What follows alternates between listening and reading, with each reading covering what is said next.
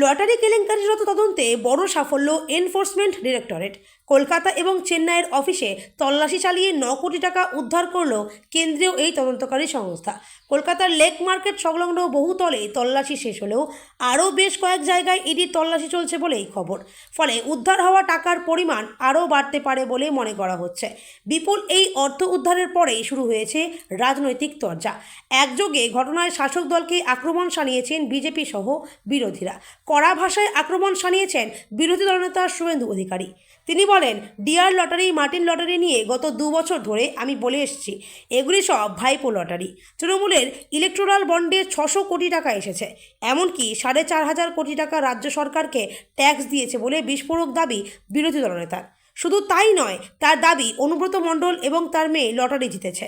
জোড়াসাঁকোর এমএলএ বিবেক গুপ্তা এবং তার স্ত্রীও পেয়েছেন, কিন্তু সাধারণ মানুষ টাকা পান না।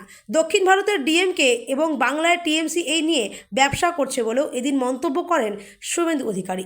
তার কথায় একেবারে সঠিক জায়গায় ঘা পড়েছে। এর সঙ্গে ভাইপো সরাসরি যুক্ত বলেও বিস্ফোরক দাবি। বলে রাখা প্রয়োজন, লটারির মাধ্যমে কোটি কোটি টাকা আত্মসাৎ করা হয়েছে কালো টাকা সাদাও।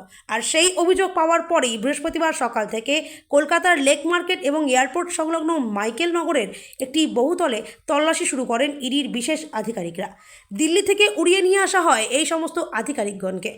কলকাতার পাশাপাশি চেন্নাই সহ মার্টিন লটারি একাধিক অফিসে একযোগে তল্লাশি চলে। তল্লাশিতে ইতিমধ্যে প্রভাবশালী যোগ খুঁজে পেয়েছে ইডি।